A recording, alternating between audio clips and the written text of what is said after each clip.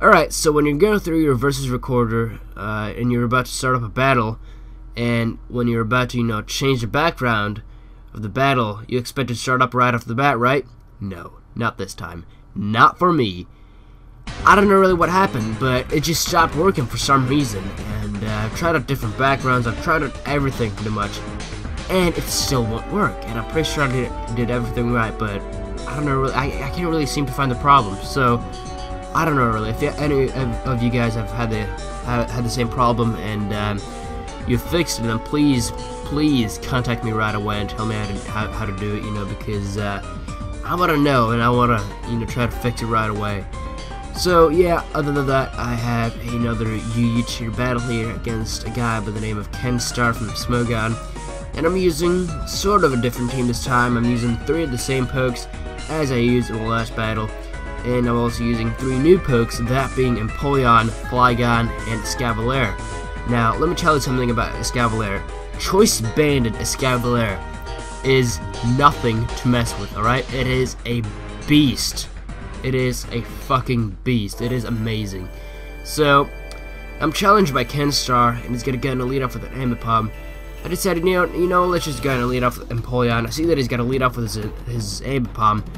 I did not want to take a fake out or a low kick because, Ambipoms do tend to carry the low kick, and since that's super effective, I didn't want to stay in there. So, instead of Frostlass, as he does go for the fake out, and that's obviously not going to affect me because I'm a ghost type, and he does send in his Sharpedo. Now, Sharpedo is a huge threat because I really don't have any solid counters for it because that thing can boost up a lot of speed and it can outspeed my Sceptile easily, so I really can't use Sceptile against that thing. My only solid counter is this thing right here, the Escavalier, and I gotta keep this thing alive in order to, have a chance against his Sharpedo. So he does send in his Gligar, and even though that thing has massive physical defense with the Eviolite, and he does resist the Bug-type move, it still does a lot, and that just proves how powerful a Escavalier can be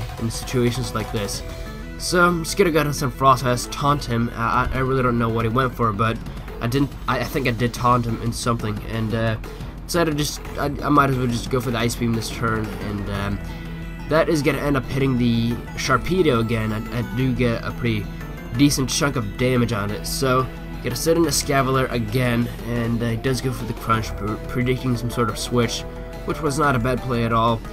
But he does, however, get the physical defense drop, which does kind of suck because his next move is gonna do kind of a lot to him. It's not gonna kill me though because he fortunately does not get a crit, but it's still almost gonna kill me, which yeah, that's pretty scary. That just shows how Sharpedo can have a pretty good attack stat against this thing right here, which does have pretty good defenses as well, but I do take it out of there with a Choice Banded Stab Iron Head, and that is amazing, and he's gonna send in his Chandelure this turn. I figured I might as well just go to fodder out this thing because it has pretty much done its job anyways. He does go for the Shadow Ball. I have no idea why he does that, but I do end up living it with like 4 HP left, and he's gonna end up going for the Shadow Ball again, and that's gonna easily take me out, obviously. And my Iron Head did more than half to him, which is just freaking amazing. I mean, that just shows how incredible Escavalier is. So, gonna set an Empoleon this turn. I believe I'm gonna set up Stealth Rocks if I'm not mistaken, because I think I haven't set up those yet. I think I've only set up like 1 layer of spikes or something.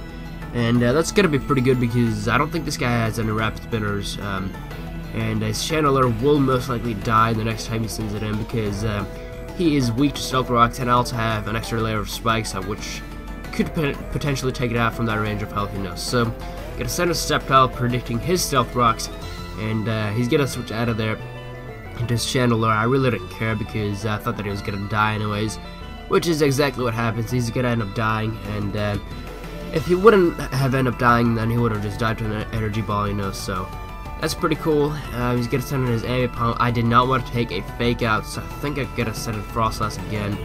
Try to set up some more spikes, or I'm gonna go for Ice Beam. I'm not quite sure what I'm gonna do, but either way, it's gonna work out nicely. I think what I'm gonna do is I'm gonna set up 1 or 2 more layers of spikes, as he's gonna U-turn out of there into, I can't really remember what he's gonna do. But either way, he's got a U-turn out of there into his Swampert. Yeah, he's got a U-turn out of there into Swampert because that's pretty much the only thing that can potentially handle my Frost Types. I do set up one more layer of spikes because obviously he does not have any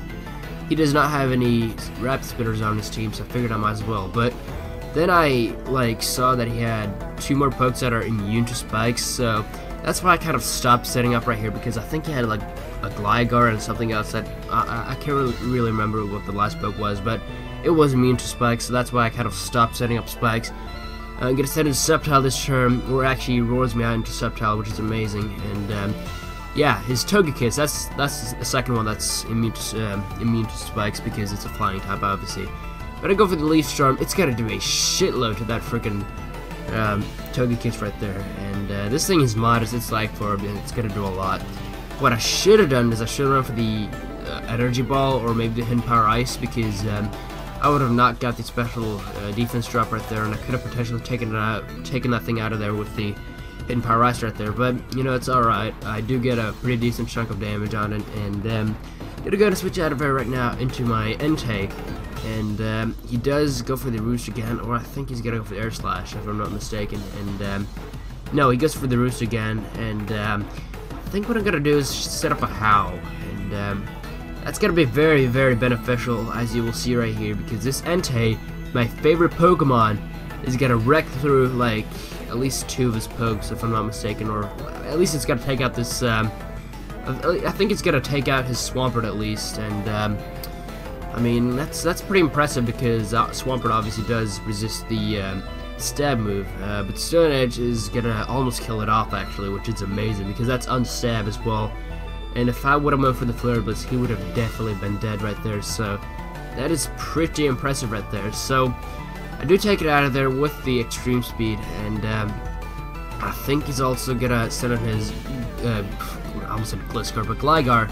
He's gonna send on his Gligar right now, and I figure, you know what, a Life Orb boosted Adamant Flare Blitz should take it out of there. And that's what it did. And did you see that 69 HP? I really don't care. But one thing that I did realize after this battle was that, you know, in order to for Entei to have Flare Blitz, it has to be a shiny one, because obviously event moves and stuff. But in the end, it really didn't matter because shiny really doesn't matter at all. Because I only had event moves such as Extreme Speed, Stone Edge, and Flare Blitz, and only the event Entei can have that, and it's gotta be Adamant Nature as well. But my Entei was Adamant Nature anyways, so it really didn't matter at all.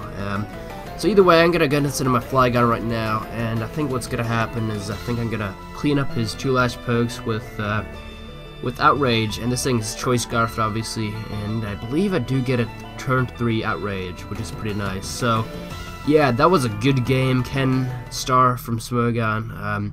I don't have any links, but it was still a really good game. Hope you guys enjoyed this battle. Leave a like rating if you did. If you did not, leave a dislike. I'm okay with that. And subscribe if you enjoy my videos. So yeah, hope you guys enjoyed this battle, and I will see you guys later. Peace.